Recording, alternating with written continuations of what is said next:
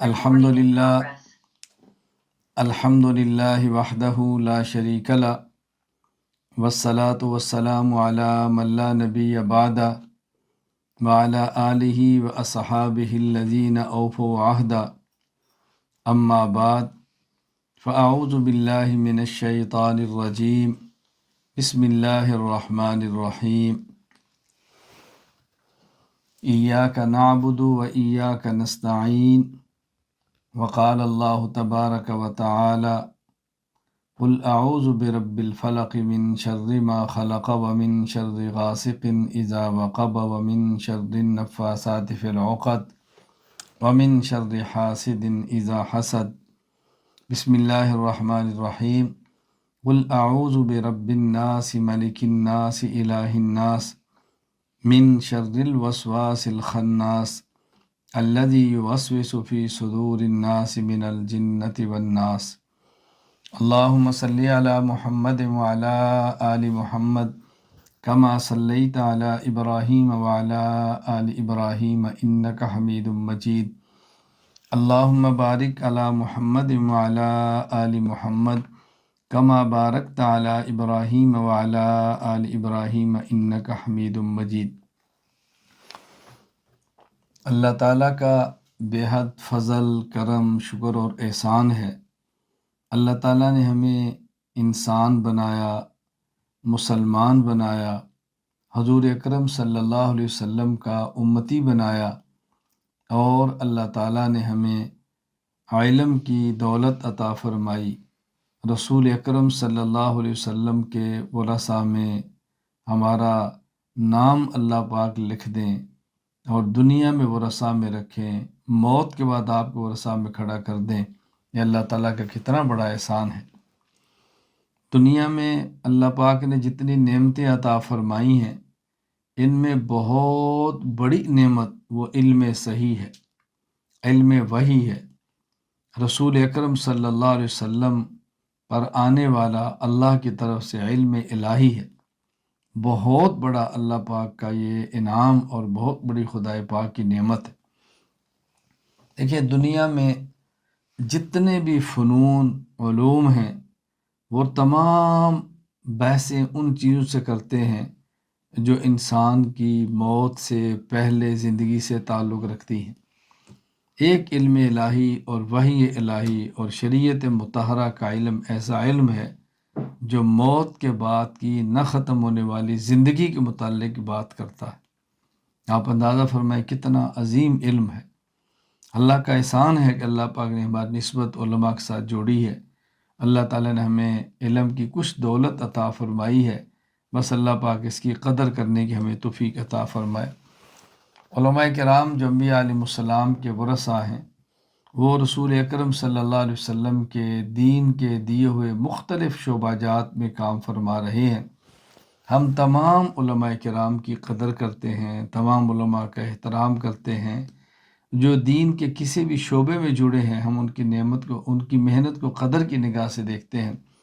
بس یہ شرط ہے کہ اہل حق ہوں، اہل باطل نہ ہوں، اہل سنت ہوں، اہل بدعت نہ ہوں، اور دین کی صحیح خدمت کرنے والے ہوں۔ اللہ تعالی ہمیں بھی اہل حق بنا دے، اہل سنت بنا دے، اور دین کی صحیح خدمت کرنے والا بنا دے۔ پھر اللہ تعالی ہماری اس خدمت کو، اپنی محنت کو اپنے کرم سے قبول فرما دے۔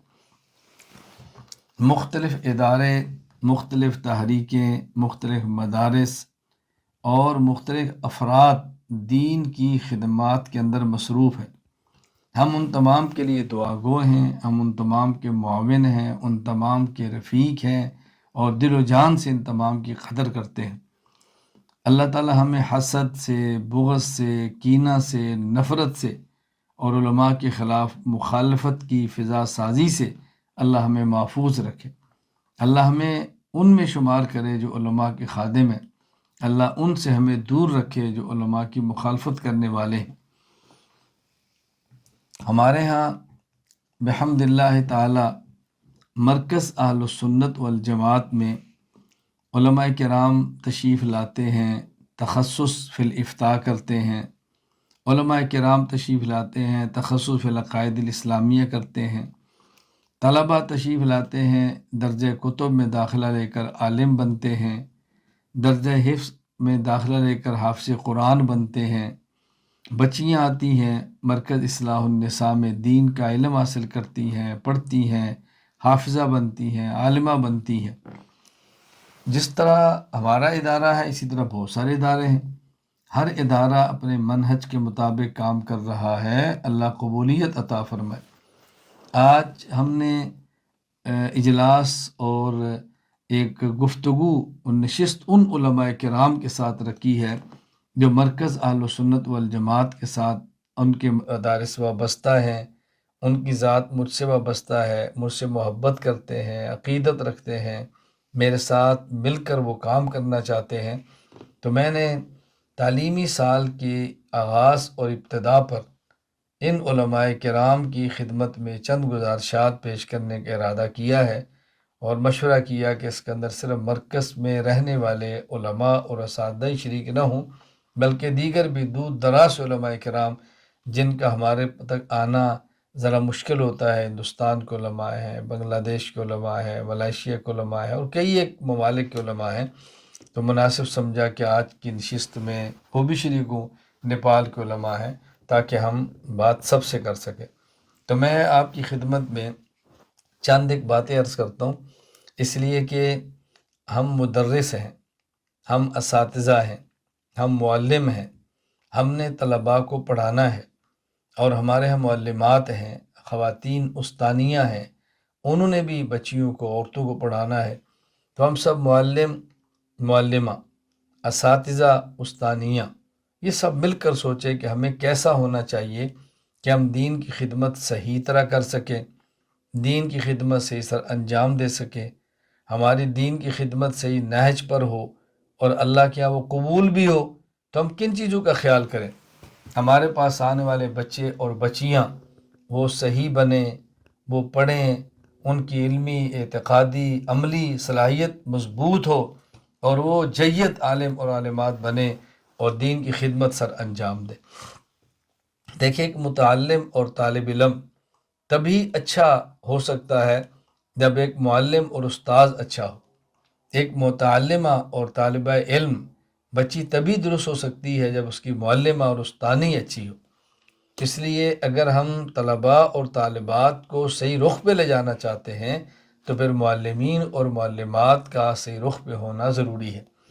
اگر میرے پاس پڑھنے والے طلباء جو عالم ہو کر فارغ ہوتے ہیں اور صحیح کام نہیں کرتے، تو مجھے بھی غور کرنا چاہیے کہ میرے اندر کوئی خامی ہے، میرے اندر کوتاہی ہے، میں تربیت درست نہیں کر سکا، یا میرے کمزور اعمال کی وجہ سے ان کی تربیت صحیح نہیں ہو سکی، مجھے بھی غور کرنا چاہیے۔ ہم ہمیشہ طلبہ اور طالبات کو ہی نہ ڈانٹتے رہیں، اپنے زندگی پر بھی غور کریں کہ ہمارے اندر کون سی کمیاں کوتاہیاں ہیں، اور ہمیں کون سی کمیاں کوتاہیاں دور کرنی ہیں، اور اپنے اندر کون سی خوبیاں پیدا کرنی ہیں۔ تو میں آج کی نشست میں آپ کی خدمت میں 10 باتیں ترتیب سے عرض کرتا ہوں، تو ذرا اس کا ہم خیال کر لیں۔ نمبر 1، تمام معلمین اور معلمات اپنے عقائد کو درست کریں، اور عقائد کو درست کرنے کے لیے آپ نے جن کتب کا مطالعہ کرنا ہے ان میں بنیادی 2 کتابیں ہیں۔ نمبر 1 میری کتاب اسلامی عقائد، اور نمبر 2 میری کتاب کتاب العقائد۔ اسلامی عقائد یہ ذرا کتاب ایسی ہے کہ اس میں عقائد کی تفصیلات اور تنقیحات نہیں ہیں، مختصر ایک سطر، آدھی سطر میں ایک عقیدہ درج ہے، اور کتاب العقائد اسی کی ذرا تفصیل ہے، اسی کی ذرا تشریح ہے، کسی قدر عقیدے کو کھول دیا گیا ہے۔ میں دیانتداری کے ساتھ آپ حضرات کو عرض کر رہا ہوں کہ اگر آپ حضرات اہتمام کے ساتھ اسلامی عقائد کا مطالعہ فرما لیں اور کتاب العقائد کا مطالعہ فرما لیں اور یہ 2 کتابیں اپنے پاس رکھیں، تو انشاءاللہ عقائد قطعیہ، عقائد ظنیہ، یہ سارے عقائد تقریباً آپ کے علم کے اندر آ جائیں گے۔ آپ اس کو بنیاد بنا لیں عقائد کے لیے، تو انشاءاللہ کبھی آپ کو عقائد کے معاملے میں الجھن نہیں ہوگی۔ ہاں، اس کے علاوہ پھر ہم نے جو کام کیا ہے، العقیدۃ الحسنہ حضرت شاہ ولی اللہ رحمہ اللہ کی، اس کی شرح آ گئی ہے۔ اسی طرح العقیدۃ النصفیہ علامہ نصفی رحمہ اللہ کی اس کی شرح آ گئی ہے، العقیدۃ الطحاویہ علامہ طحاوی رحمہ اللہ کی اس کی شرح آ گئی ہے، الفقہ الاکبر امام اعظم ابو حنیفہ نعمان بن ثابت رحمہ اللہ کی اس کی شرح آ گئی ہے۔ تو یہ العقیدۃ الحسنہ، العقیدۃ النصفیہ، العقیدۃ الطحاوی، الفقہ الاکبر باقاعدہ ان کی شروع تحریر ہو گئی ہیں اور کچھ چھپ گئی ہیں، کچھ اس سال چھپ جائیں گی، ان کی ویڈیو ریکارڈنگ ہو گئی ہے، اسباق آ چکے ہیں، اور صرف متن اور ترجمہ الگ الگ بھی کر دیا ہے۔ تو اگر ان کتابوں کا مطالعے میں رکھ لیں انشاءاللہ عقائد کے حوالے سے آپ کو الجھن نہیں ہوگی۔ تو گویا ہمارے معلمین اور ہماری معلمات، ہمارے اساتذہ اور ہماری استانیاں ترتیب یہ رکھیں کہ اسلامی عقائد کتاب کا مطالعہ فرمائیں، پھر کتاب العقائد کا مطالعہ فرمائیں، یہ دونوں میری کتابیں ہیں، پھر العقیدۃ الحسنہ شاہ ولی اللہ کی اس کی شرح العقیدۃ الحسنہ، پھر العقیدۃ النصفیہ اس کی شرح العقیدۃ النصفیہ، پھر العقیدۃ الطحاویہ اس کی شرح العقیدۃ الطحاویہ، اور پھر الفقہ الاکبر اور اس کی شرح الفقہ الاکبر۔ یہ 6 کتب اگر آپ مطالعے میں رکھ لیں انشاءاللہ العزیز عقائد کے حوالے سے آپ کو زندگی بھر کبھی الجھن نہیں ہوگی۔ تو اپنے عقائد درست کرنے کے لیے ان 6 کتب کو اپنے پاس رکھیں اور اس کا مطالعہ فرمائیں، اور پھر ان 6 کی جو ایک زمین ہے وہ اصول عقائد، یہ پوری فائل اپنے پاس رکھیں، ایک بار اس کا مطالعہ فرما رہے ہیں، یہ چیزیں اپنے پاس آپ رکھ لیں تو انشاءاللہ عقائد کے حوالے سے الجھن نہیں ہوگی۔ تو خلاصہ یہ ہے کہ آپ تمام حضرات اور خواتین عقائد کو درست کرنے کے لیے یہ 7 کتب اپنے پاس رکھیں جو عقائد کی ہیں: اصول عقائد، اسلامی عقائد، کتاب العقائد، شرح العقیدۃ الحسنہ، شرح العقیدۃ النصفیہ، شرح العقیدۃ الطحاویہ، اور شرح الفقہ الاکبر، یہ آپ کے پاس ہونی چاہیے۔ اس کے بعد پھر ایک ایک عقیدے پر مختلف الگ الگ کتابیں ہیں، الگ الگ فائلیں ہیں، وہ بہت بڑی تعداد میں ہیں، وہ مرکز موجود ہیں، PDF فائلیں مل جاتی ہیں، اب چھپنی بھی شروع ہو گئی ہیں۔ تو تمام حضرات اساتذہ کرام اور استانیہ، معلمین اور معلمات سے میری گزارش ہے اپنے عقائد کو ہم درست کریں۔ ہمارا عقیدہ درست ہوگا، ہم عقیدہ سمجھے ہوں گے تو ہم طلبہ اور طالبات کو عقیدہ سمجھا سکیں گے اور ان کے عقیدہ درست کر سکیں گے۔ آپ سمجھتے ہیں کہ عقائد پورے دین کی بنیاد ہے۔ ان العقائد کلھا اس لاسلام الفتح ان ذا امر واحد بینہن فقد غوا۔ عقائد پورے دین کی عمارت کی بنیاد ہے، اگر یہ بنیاد ہل گئی تو پوری عمارت گر جائے گی۔ میں کہا کرتا ہوں کہ دین اسلام ایک تعمیر، بنا، بلڈنگ، عمارت ہے، اور اس کی بنیاد زمین ہے۔ زمین نہیں ہوگی تو آپ عمارت کہاں کھڑی کریں گے؟ اور زمین کچی ہوگی تو عمارت پکی کیسے ہوگی؟ زمین بھی ہونی چاہیے، اور زمین بھی پکی اور پختہ پکی ہونی چاہیے، پھر دیکھیں اس کے اوپر عمارت کیسی پختہ بنتی ہے۔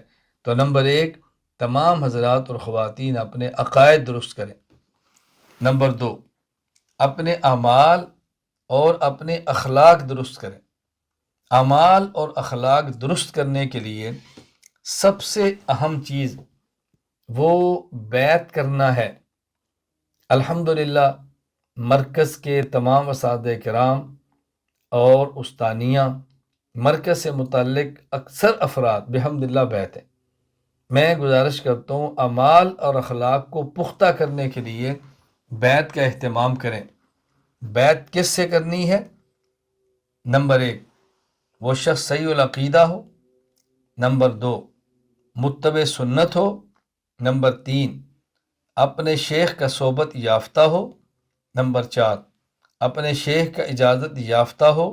نمبر 5، آپ کا ہم مزاج ہو۔ نمبر 6، اس سے رابطہ ہوتا ہو۔ جب بیعت کر لیں، اور آپ میں بہت سارے احباب مجھ سے بیعت کر چکے ہیں، لیکن ضرورت کس بات کی ہے؟ اپنے حالات کی اطلاع اور اپنے شیخ کی ہدایات کی اتباع۔ جب بیعت کرنے کے بعد کوئی سالک، کوئی مرید اپنے حالات کی اطلاع نہیں دیتا اور اپنے شیخ کی طرف سے آنے والی ہدایات کی اتباع نہیں کرتا، اس کی تربیت کیسے ہو سکتی ہے؟ یہ اعمال اخلاق میں مضبوط کیسے ہو سکتا ہے؟ اس کی کمیاں کوتاہیاں کیسے ختم ہو سکتی ہیں؟ مزید اس کو پالش کیسے ہو سکتی ہے؟ مزید اس کے اوپر اعمال اخلاق کا رنگ کیسے چڑھ سکتا ہے؟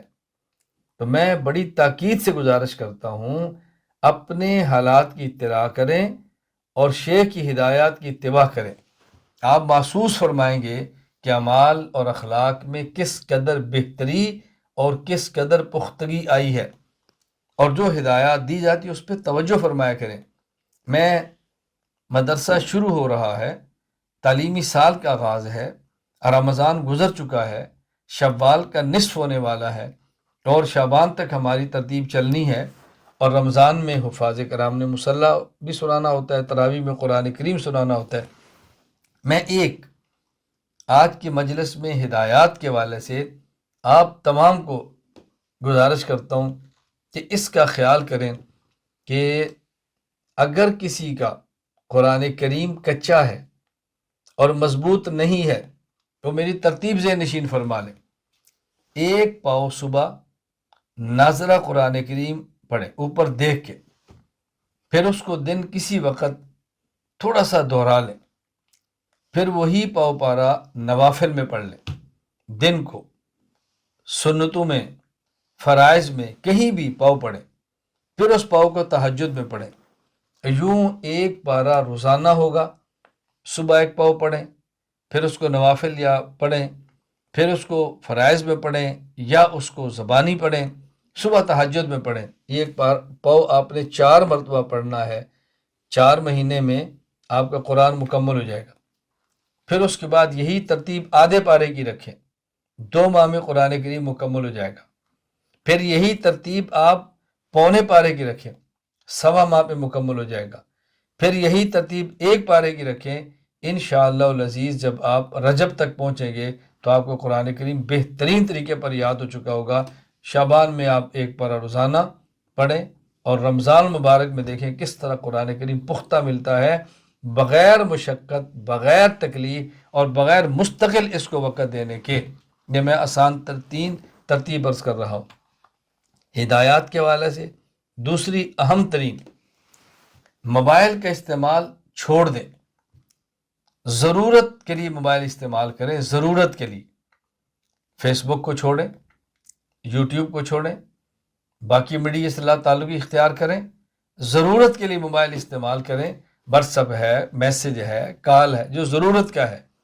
اور آپ اندازہ فرمائیں گے اس موبائل کی ناجائز اور غلط حرکات اور اس لعنت سے دور ہونے کے بعد زندگی میں کتنی بہتری آئی ہے، آپ خود محسوس فرمائیں گے۔ میں صرف یہ گزارش کرتا ہوں اس کا اہتمام فرمائیں۔ بہرحال بیعت کے بعد 2 چیزوں کا اہتمام کریں، اپنے حالات کی اطلاع اور شیخ کی ہدایات کی اتباع، اس میں ہرگز کوتاہی اور سستی نہ فرمائیں۔ نمبر 3، اپنی علمی استعداد کو مضبوط کریں، اور علمی استعداد مضبوط کرنے کے لیے بہترین چیز، چونکہ مدرس ہیں تو درسی کتاب کا مطالعہ فرمائیں۔ جو کتاب آپ نے سبق میں پڑھانی ہے، سب سے زیادہ مطالعہ میں ترجیح اس کتاب کو دیں، اس کتاب کی عبارت ٹھیک کریں، اس کتاب کا مطالعہ ٹھیک کریں، اس کتاب کو دماغ میں بٹھائیں، اور ان کے مضامین کے حوالے سے اگر کوئی میری فائل موجود ہے اس فائل کا مطالعہ کریں، اس پر میرا کوئی بیان موجود ہے اس بیان کو پڑھیں، تو آپ اندازہ فرمائیں گے کہ علمی استعداد کتنی پختہ ہو جاتی ہے۔ میں بعض ایسے علماء کرام کو جانتا ہوں جو 35 سال سے تدریس فرما رہے ہیں، مرکز تشریف لائے ہیں، دورہ تحقیق المسائل کیا ہے، اس کے بعد اپنے جامعات میں سبق پڑھائے ہیں، بخاری اور ترمذی پڑھاتے ہیں، اور ان کا کہنا یہ ہے کہ جب ہم آپ کے پاس گئے تو ہمیں بعض علماء نے کہا کہ اس کے پاس کیا لینے کے لیے جاتے ہو، وہاں کیا ہے؟ تو میں نے ان سے کہا کہ کاش آپ وہاں جائیں تو آپ کو پتہ چلے وہاں کیا ہے۔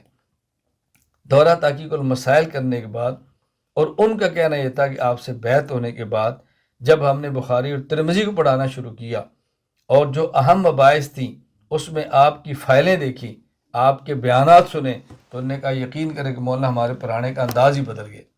ہم ان میں پہلے آپ کی فائل پڑھ لیتے ہیں، آپ کا بیان سن لیتے ہیں، جب اس سبق کو ہم اپنی زبان سے پڑھاتے ہیں تو پڑھانے کا لطف آتا ہے۔ تو اپنی علمی استعداد کو بہت زیادہ مضبوط اور پختہ کریں، متن کو دیکھیں، اس کے بعد حاشیہ دیکھیں، پھر ضرورت محسوس کریں تو شرح کو دیکھیں، وگرنہ اپنی بات آگے چلائیں۔ اس کا بہت زیادہ اہتمام فرمائیں۔ نمبر 4، مدرس، معلم، معلمہ اور مدرسہ حضرات و خواتین، میں بڑی تاکید سے کہہ رہا ہوں کہ آپ نے کتابیں پڑھانی ہیں تو آپ طریقہ تدریس کو اچھی طرح سمجھ لیں۔ جو کتاب پڑھانا چاہتے ہیں پہلے یہ دیکھ لیں کہ اس کا 1 سال کا نصاب کتنا ہے، اس کا 3 ماہ کا نصاب کتنا ہے سماہی کا، اس سماہی میں مہینے 3 آتے ہیں، ہر مہینے میں 4 ہفتے آتے ہیں، آپ کی چھٹیاں کتنی ہیں۔ عام طور پہ جمعہ کی چھٹی ہوتی ہے، کہیں جمعرات جمعہ چھٹی ہوتی ہے، ہمارے آن لائن اسباق میں جمعہ ہفتہ اتوار چھٹی ہوتی ہے۔ تو دیکھیے آپ کے ہفتے کے دن کتنے بنتے ہیں۔ تو پہلے آپ نے پوری کتاب کے نصاب کو تقسیم کریں، پھر دیکھیں ایک ہفتے میں کتنے سبق، کتنا حصہ بنتا ہے۔ جتنا حصہ ایک ہفتے میں بنتا ہے اس کا چھٹی کے وقت پورے ہفتے کا مطالعہ فرما لیں مکمل۔ پھر جس دن جو سبق پڑھانا ہے، سبق پڑھانے سے پہلے جتنا پڑھانا ہے اس کا مطالعہ فرما لیں۔ پھر جتنا آپ نے مطالعہ کیا ہے اس کا خلاصہ کوشش کریں کہ لکھ لیں۔ پھر طلبہ اور طالبات کو وہ خلاصہ کوشش کریں زبانی آپ بتائیں، پہلے خلاصہ بتائیں اور اس کے بعد طلبہ کو سبق پڑھائیں۔ تو آپ دیکھنا کہ سبق کتنا پختہ ہوتا ہے۔ اپنے اسباق کو اس کا حصہ تقسیم کریں۔ نمبر 1، جتنا ہفتے کا اس کا اکٹھا مطالعہ کریں۔ نمبر 2، پھر ہر روز کا مطالعہ کریں۔ نمبر 3، اپنے سبق کا خلاصہ لکھیں۔ نمبر 4، طلبہ کو پہلے خلاصہ سنائیں۔ نمبر 5، پھر طلبہ کو پورا سبق پڑھائیں۔ نمبر 6، اگلے دن چیدہ چیدہ سبق سنتے رہیں۔ تمام سے سننا مشکل ہوتا ہے، کبھی کسی سے کبھی کسی سے۔ پھر ہفتہ یا 15 دن بعد جیسے مدرسے کا نظام ہو اس کے مطابق اس کا جائزہ لیں۔ انشاءاللہ العزیز آپ محسوس فرمائیں گے کہ طلباء کی استعداد بہت مضبوط ہو گئی ہے اور آپ کے اس طرز پر پڑھانے سے طالب علم بہت آگے نکل گئے۔ اس طریقہ تدریس کو اختیار فرمائیں، انشاءاللہ آپ کو بہت فائدہ محسوس ہوگا اور آپ سے زیادہ آپ کے پاس پڑھنے والے طلبہ اور طالبات کو فائدہ ہوگا۔ اس طرز کو اختیار کریں۔ نمبر 5، تمام معلمین اور معلمات، تمام اساتذہ اور ہماری استانیاں اس بات کا خیال فرمائیں کہ اب نظم کو اپنا مزاج بنا لیں، نظم و ضبط کو اپنی طبیعت ثانیہ بنا لیں، نظم و ضبط کو اپنی فطرت کا حصہ بنا لیں، نظم میں کبھی بھی خلل نہ آنے دیں۔ جو مرکز کا نظم، جو مدرسے کا نظم، جو کہیں خانقاہ کا نظم ہے اس نظم کی پابندی کریں۔ ہماری زندگی اور عمر بہت کم ہے، ہمارے کام کا دائرہ بہت وسیع ہے، تو جب وقت تھوڑا ہو اور سفر لمبا ہو تو پھر سفر کو منظم طریقے پر کریں تو سفر کٹتا ہے، وگرنہ دقت پیش آتی ہے۔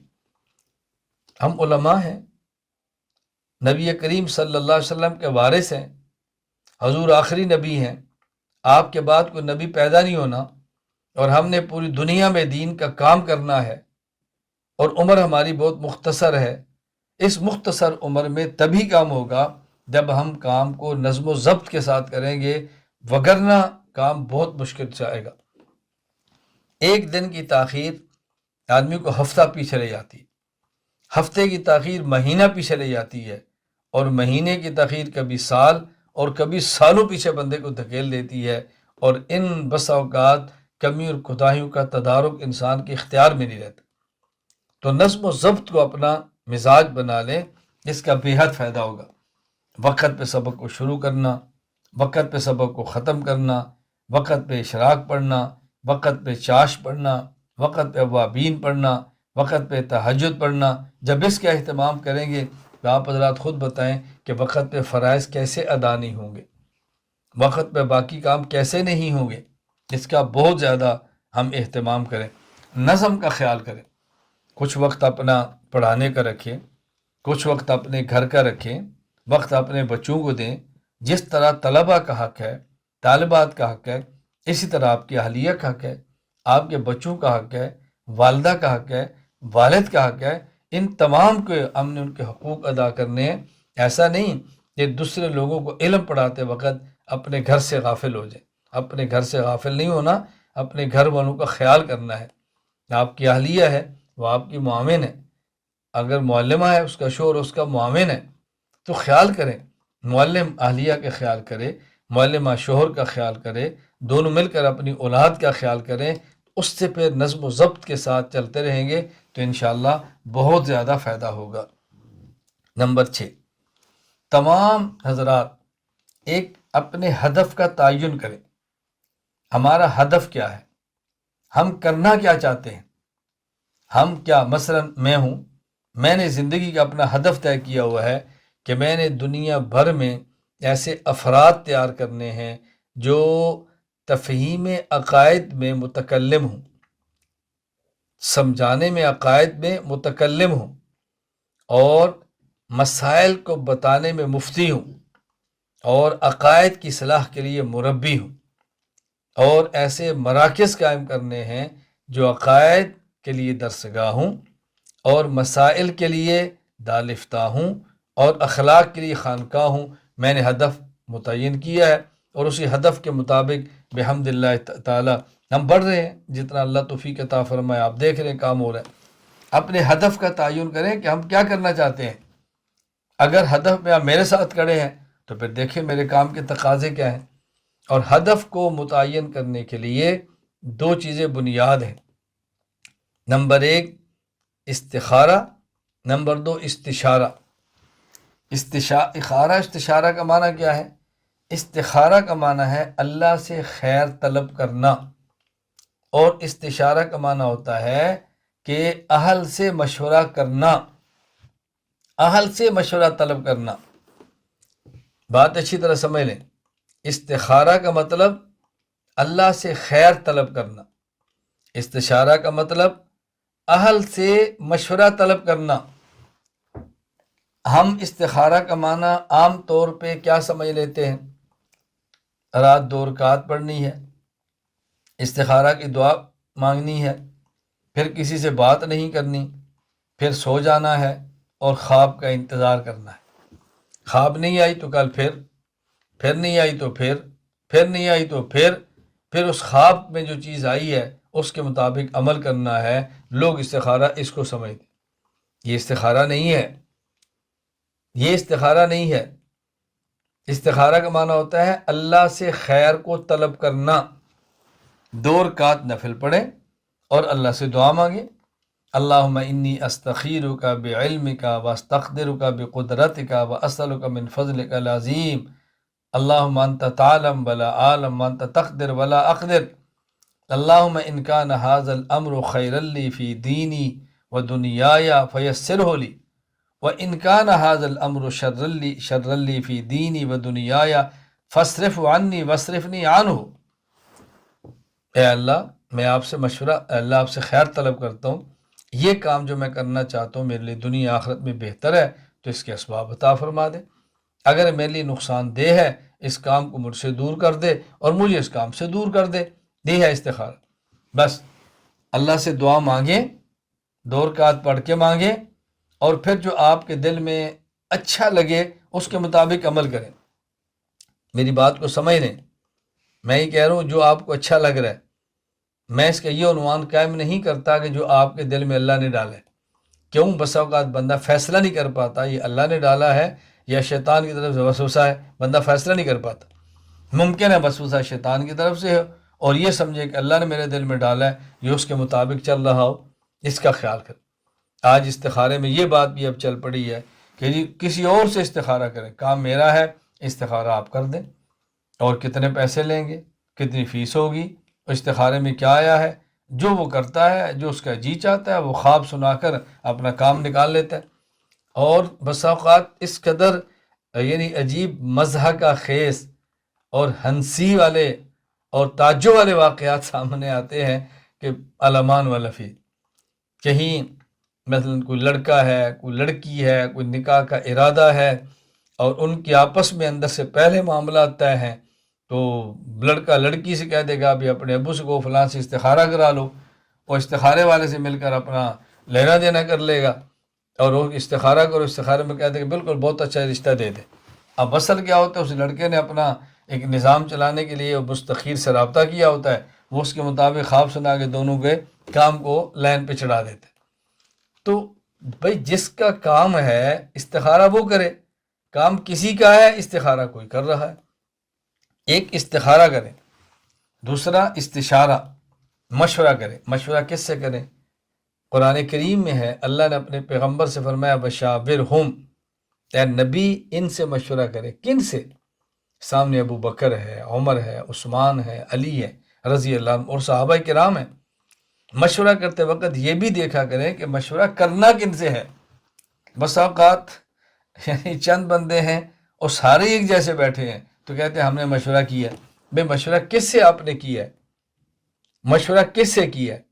چار مزدور مل کر بلڈنگ بنانا چاہیں، مشورہ کر لیں، اور مستری سے نہ پوچھیں، مزدور مستری بیٹھ جائیں، انجینئر سے نہ پوچھیں، اچھا مزدور میں سے انجینئر بیٹھ جائے، جس کا مکان ہے اس کو شریک نہ کریں، تو بتائیں مکان کا مشورہ کیسے ہوگا؟ بھئی مکان کا مشورہ تو ہوگا کہ پہلے مالک سوچے، آرکیٹیکٹ انجینئر سے نقشہ بنوائے، پھر اس کے بعد مستری کو بلائے، پھر اس کے بعد مزدور کو بلائے۔ یہ مشورہ تو سمجھ آتا ہے نا۔ چند مزدور بیٹھ کے مشورہ کر لیں، اس میں نہ مستری سے پوچھیں، نہ انجینئر سے، نہ مالک سے، وہ مکان کیسا بنے گا؟ تو یہ سوچا کریں کہ مشورہ کس سے کرنا ہے۔ ہدف کا تعین کرنے کے لیے نمبر 1 استخارہ، اللہ سے مانگیں۔ نمبر 2 استشارہ، اہل سے مشورہ کریں، اور پھر ہدف تک پہنچنے کے لیے کوئی آپ کو ایسا بندہ ملے جو مخلص بھی ہو اور معاملہ فہم بھی ہو، تو پھر مردہ بدست زندہ، جس طرح مردہ ہوتا ہے وہ زندہ کے ہاتھ کے اندر ہوتا ہے، جس طرح زندہ اس کو الٹتا پڑتا ہے اسی طرح الٹتا پڑتا رہتا ہے، کچھ نہیں کرتا تو اس کا غسل بھی ہو جاتا ہے، تو اس کو کفن بھی مل جاتا ہے، وہ قبر کے اندر بھی اتر جاتا ہے۔ اور اگر کوئی مردہ ہو اور زندہ کے خود کو حوالے نہ کرے تو بتائیں اس کا غسل کیسے ہوگا، اس کا کفن کیسے ہوگا، وہ قبر تک کیسے پہنچے گا؟ تو مردہ بدست زندہ بن جائیں تو پھر دیکھیں کہ کس طرح ہدف تک پہنچتے ہیں۔ تو میں گزارش کرتا ہوں کہ اپنے ہدف کا تعین کریں۔ آپ کے علاقے کی ضرورت ہے اس کا بھی خیال کریں، مدرسے کی ضرورت ہے اس کا بھی خیال کریں، آپ کی اپنی بھی ضرورت ہے اس کا بھی خیال کریں۔ تو زندہ رہ کر کام کرنے کے لیے اور کسی ٹھکانے پر پہنچنے کے لیے ہدف کا تعین کرنا بڑا ضروری ہے۔ یہ سوچ سمجھ کر کریں۔ بہت مختصر سی زندگی ہے، میں اللہ کا واسطہ دے کر کہتا ہوں اس زندگی کو ضائع ہونے سے بچا لیں۔ یہ ایک بار ملی ہے، دوبارہ اس زندگی ملنے کے کوئی چانس نہیں ہے، دوبارہ نہیں اس دنیا میں آ سکتے۔ ابھی چند دن قبل کی بات ہے، میرے پاس ایک مہمان تشریف لائے اور انگلینڈ سے تشریف لائے، کھانا کھا رہے تھے، میں ان کے پاس بیٹھا تھا، تو میں اپنی صحت، اپنے وزن، اپنے لحاظ سے جو کھانا ہے وہ کھانا تھا، تو میں نے کہا آپ کھائیں، میں نے یہ کھانا نہیں کھانا، میں نے فلاں چیز کھا لی۔ وہ مولانا صاحب کھا لیں، کچھ نہیں ہوتا۔ میں نے کہا نہیں کچھ ہوتا ہے تبھی تو میں نہیں کھا رہا نا، یہ تو کہ کھانے سے کچھ نہیں ہوتا، کھانے سے بڑا کچھ ہوتا ہے۔ تو مجھے کہنے لگا ایک بار اس دنیا میں آئے ہیں، کون سا روزانہ ہے؟ میں نے کہا یہی بات تو میں کہہ رہا ہوں کہ ایک بار ہی دنیا میں یہی بات تو میں کہہ رہا ہوں ایک بار ہی آئے۔ ایک بار زندگی ملی ہے، یہ بار بار نہیں ملنی۔ اس زندگی کو ضائع ہونے سے بچائیں، اللہ کا واسطہ دے کر میں کہتا ہوں زندگی کو قیمتی بنائیں، اس زندگی کو ہم برباد ہونے سے بچائیں۔ جس بچپن سے ہم جوانی میں آ چکے ہیں وہ بچپن دوبارہ نہیں مل سکتا، جس جوانی سے بڑھاپے میں آ چکے ہیں وہ جوانی دوبارہ نہیں مل سکتی، جس بڑھاپے سے قبر میں آ چکے ہیں وہ بڑھاپا دوبارہ نہیں مل سکتا، اور جس قبر سے حشر میں آ گئے ہیں وہ قبر دوبارہ نہیں مل سکتی، اور جس حشر سے گزر کر جنت میں چلے گئے ہیں یا خدا نہ کرے جہنم میں چلے گئے ہیں، وہ حشر کا منظر دوبارہ نہیں آ سکتا۔ میں خدا کا واسطہ دے کر آپ سے کہہ رہا ہوں، ہم اپنی زندگی کو ضائع اور برباد ہونے سے بچائیں۔ یہ ایک بار ملی ہے، دوبارہ نہیں ملنی، ایک بار ملی ہے، دوبارہ نہیں ملنی۔ اپنی زندگی کام پر لگا دیں، اپنی زندگی دین پر لگا دیں، اپنی زندگی شریعت پر لگا دیں۔ اور میں خدا کی قسم اٹھا کر کہہ رہا ہوں، اگر اللہ تعالیٰ ہم سے اپنے دین کا کام لے لیں تو اللہ کا ہمارے اوپر احسان ہوگا، یہ اللہ کا ہمارے اوپر کرم ہوگا، یہ اللہ کا ہمارے اوپر فضل ہوگا، اللہ ہم سے اپنے دین کا کام لے لے۔ نمبر 7، ہر کسی کو سنے نہ پڑھے، نہ ہی ہر کسی کو سنے نہ ہی ہر کسی کو پڑھے۔ یہ ہماری عام سی بیماریاں ہیں، ہم ہر کسی کو سنتے ہیں، ہر کسی کو پڑھتے ہیں۔ ایسا نہ کریں۔ ابھی چند دن قبل کی بات ہے، مجھے ایک ہمارے ہی متعلقہ عالم نے ایک تحریر بھیجی، تو میں نے صرف واپس اتنا جواب دیا کہ ابھی آپ کی اصلاح کی ضرورت ہے۔ تو انہوں نے کہا میں بس مطالعے کے دوران کوئی اچھی چیز آئے تو میں آپ کو بھی بھیج دیتا ہوں، اوروں کو بھی بھیج دیتا ہوں۔ میں سمجھتا ہوں اگر بہتر ہے تو بہت اچھی بات ہے، ورنہ میری اصلاح فرما دے۔ میں نے کہا دیکھو، ان کو میں نے جواب نہیں دیا، لیکن میں آپ سے کہہ دوں، دیکھیں مجھے آپ بتائیں کہ اب بحمد اللہ تعالی کون سا موضوع ایسا بچتا ہے کہ جس موضوع پر ہمارے بیانات نہیں آ رہے، جس موضوع پر تحریرات نہیں آ رہی، جس موضوع پر کام نہیں ہو رہا۔ اب تو ضرورت اس بات کی ہے کہ آپ اس کام کو عام کریں، اس کام کو آگے پھیلائیں، اس کام کو آگے نشر کریں، آگے بڑھنے کی کوشش کریں۔ ہم ایک ہدف کے ساتھ چلے ہیں، ہم ایک کاز کے ساتھ چلے ہیں، ہم ایک محنت کے ساتھ چلے ہیں اور دیانت داری کے ساتھ چلے ہیں۔ اب ضرورت اس بات کی ہے کہ ہم اپنے اس جمع شدہ کام کو امت تک پہنچانے کی کوشش کریں، ان تحریرات کو عام کریں، ان موضوعات کو عام کریں، ان بیانات کو عام کریں۔ ہم خود ہی دائیں بائیں سنتے اور بھٹکتے رہیں گے تو بچے ہم آگے کیسے جائیں گے؟ کبھی اس کو سن لیا، کبھی اس کو پڑھ لیا، کبھی اس کو سن لیا، کبھی اس کو پڑھ لیا۔ ایسا نہ کریں، اس کے نقصانات بہت ہیں۔ ہر تحریر مفید نہیں ہوتی، ہر بیان مفید نہیں ہوتا۔ اپنے کام سے کام رکھیں، اپنے کام سے کام رکھیں، اس کا بے حد فائدہ ہوگا۔ اللہ ہمیں یہ بات سمجھنے کی توفیق عطا فرمائے۔ نمبر 8، ہمارے ہاں کچھ علماء کرام ایسے ہیں کہ جو مدارس میں مدرس ہیں، معلم ہیں، استاذ ہیں، اور ساتھ ان کے پاس مساجد نہیں ہیں، ان کی زندگی مدرسے تک محدود ہے۔ اور بعض ایسے ہیں کہ جن کے پاس مساجد بھی ہیں اور ان نے مساجد کو بھی سنبھالنا ہے، اور ان کی دو ہی ذمہ داریاں ہیں، مدرسہ بھی ہے، مسجد بھی ہے۔ وہ علماء کرام جن کے پاس مدرسہ ہے، مسجد نہیں ہے، ان کی زندگی ذرا مختلف ہے۔ ان کے لیے تو بڑی آرام سے ایک ترتیب ہے کہ آپ مدرس ہیں، سبق پڑھائیں، مطالعہ کریں، اپنے اعمال پر توجہ دیں، باقی وقت اپنے مدرسے کے اندر گزاریں، کچھ سیر کا خیال کریں، ورزش کا خیال کریں، خوراک کا خیال کریں، نیند کا خیال کریں، بیوی بچوں کا خیال کریں، اپنے صحت کو سامنے رکھتے ہوئے دین کا کام کریں۔ اللہ ترقیات عطا فرمائے۔ اور جو حضرات مساجد کا ائمہ ہیں، میں ان سے گزارش کروں گا کہ آپ اپنی مسجد کو خانقاہی ماحول کا رنگ دینے کی کوشش کریں، اپنی مساجد کو خانقاہی ماحول دینے کی کوشش کریں۔ اہل اللہ کی آمد، ذکر اللہ کی فضا، اکابر کے تذکرے، مثبت انداز میں، محبت کے انداز میں، اکرام کے ساتھ، اپنے مقتدیوں کے ساتھ دین کی خدمت، یہ بہت اس کا اہتمام کریں۔ اور جس مسجد میں آپ امام ہیں، اس مسجد کی صفائی کا خیال، اس مسجد میں وقت پر نمازوں کا خیال، اس مسجد میں درس قرآن کا اہتمام، اس مسجد میں اذان کا اہتمام، اس مسجد میں خود نوافل پڑھنے کا اہتمام، اس مسجد کے نمازیوں کا اکرام۔ اگر کسی نمازی کی بیماری ہو، عیادت، اس کے ہاں موت و تعزیت، ان کی خوشی غمی کا خیال، ان کے بچوں کا دیکھ بھال، بچے مسجد میں آئیں، ان کو پڑھائیں، محبت کریں، ان کو قریب کریں، ان کو دین کی طرف لائیں۔ مسجد کے امام کی یہ بہت ذمہ داریاں ہیں۔ ہر بندے کے ہاتھ میں موبائل موجود ہے، وہ سوشل میڈیا سے جڑا ہوا ہے۔ آپ اس کو احناف میڈیا کا تعارف کرائیں، خانقاہ حنفیہ کا تعارف کرائیں، اپنے کلپس ان کو بھیجیں، اپنی تحریرات بھیجیں، اپنے بیانات بھیجیں، اپنی مساجد میں اجتماعات کے اندر ماحول بنائیں۔ بھئی یہ ہمارا مرکز ہے، یہ ہمارا میڈیا ہے، یہ ہماری تحریریں ہیں، یہ ہمارے کلپس ہیں، ہر موضوع پر چیزیں موجود ہیں۔ اور علماء کرام نے جمعہ پڑھانا ہے، بعض و نصیحت چھپ کے آ چکی ہے، کئی جلدوں میں آ چکی ہے، ہر جمعے کا مواد موجود ہے۔ آپ اس کو لیں، تیاری کریں، اس کو دیکھ کر جمعہ پڑھائیں۔ آپ کی مسجد کا نمازی کہیں بھٹکنے والا نہیں ہے۔ مجھ سے ایک عالم ملے اور مجھے فرمانے لگے کہ ہم فلاں بندہ جو میڈیا پر ہے اس سے بہت پریشان ہیں، ہمارے نمازی بگڑتے جا رہے ہیں۔ میں نے کہا آپ کا نمازی بگڑ رہا ہے، مجھے سننے والا کیوں نہیں بگڑ رہا؟ اگر آپ کا سننے والا بگڑ رہا ہے، اس کا معنی ہے کہ آپ اس کو جمعے میں دلیل نہیں دیتے، آپ اس کو دلیل سے قائل نہیں کرتے، اپنے علماء اہل حق کا میڈیا اس کو نہیں بتاتے، تو بگڑے گا؟ کیوں نہیں بگڑے گا؟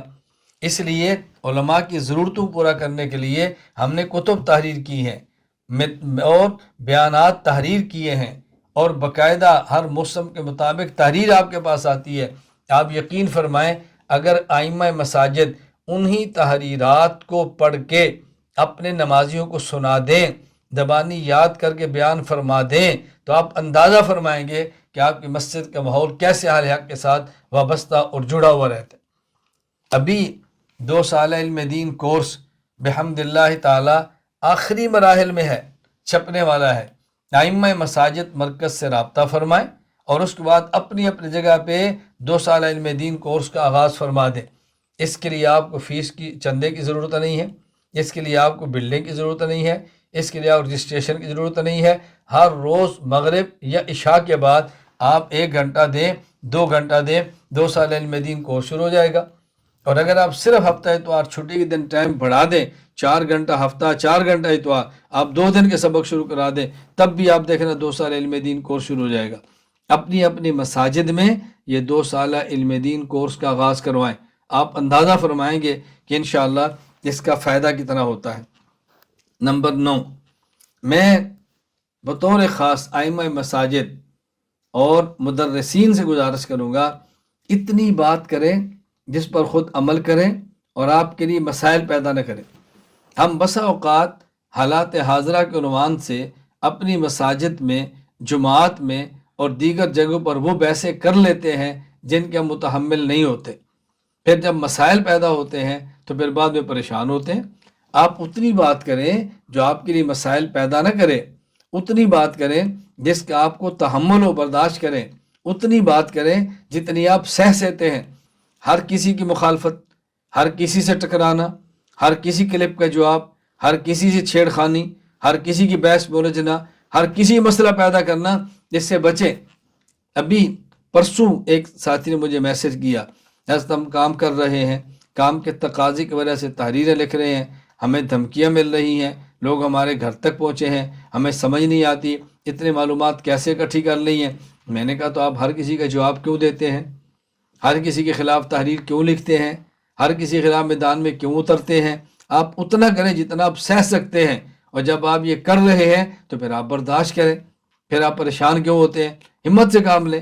میں اس لیے گزارش کرتا ہوں کہ دیکھو بات حق کی کہنی ہے، کتنی کہنی ہے؟ جتنی آپ سہ سکتے ہیں، اتنی کہیں کہ بعد میں آپ کو ریورس گیئر لینا پڑے، یو ٹرن لینا پڑے، معافیا مانگنی پڑے، تحریروں سے رجوع کرنے پڑے۔ اس سے ہمیں بچنے کی کوشش کرنی چاہیے۔ میں گزارش کر رہا ہوں ان باتوں کا بہت زیادہ خیال فرمائیں، اللہ تعالیٰ آپ کی حفاظت فرمائے۔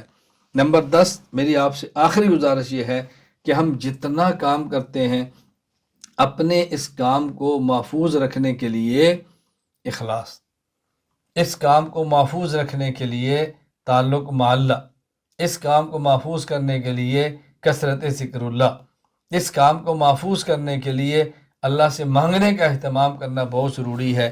ہم اللہ سے دعا مانگیں، اللہ سے گڑ گڑا کے مانگیں، اللہ سے صبح و شام مانگیں، اللہ سے ہر وقت کی دعائیں مانگیں۔ اللہ تمہاری اس محنت کو قبول فرما لے، اے اللہ تو ہمیں دین کی خدمت سے محروم نہ فرما۔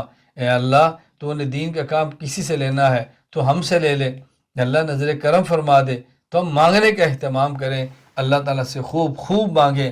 اللہ مجھے بھی توفیق عطا فرمائے، اللہ آپ کو بھی توفیق عطا فرمائے۔ سفر و حضر میں مانگنے کے اہتمام کو جاری رکھیں، معمولات پہ مانگنا اور دعائیں رکھ لیں، اس کا بہت فائدہ ہے۔ اللہ مجھے بھی اور اللہ آپ کو بھی عمل کرنے کی توفیق عطا فرمائے۔ الحمدللہ رب العالمین والصلاة والسلام علی رسولہ وعلی آلہ وصحابہ اجمعین۔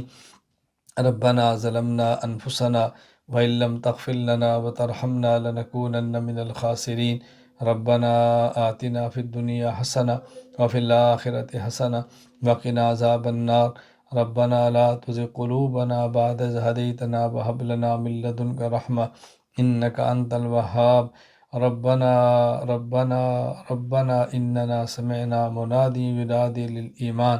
اے اللہ اے اللہ اے اللہ ہمارے گناہوں کو معاف فرما، اے اللہ ہماری خطاؤں سے درگزر فرما، اے اللہ بیماروں کو صحت عطا فرما، اے اللہ مقروضوں کے قرض ادا فرما، اے اللہ جو مصیبت زدہ ہیں ان کی مصیبتیں ختم فرما، جو مشکلات کا شکار ہیں اے اللہ ان کی مشکلوں کو ختم فرما، اے اللہ جو کسی تکلیف کے اندر ہیں ان کی تکلیف کو دور فرما، اے اللہ کریم کسی گھر میں کوئی پریشانی ہے اپنے کرم سے پریشانی ختم فرما، اے اللہ مرکز سے وابستہ ہر فرد کے اے اللہ علم، عمل، تقوی، صحت، صلاحیت، عفت، عزت اور مال جان اولاد میں برکت عطا فرما۔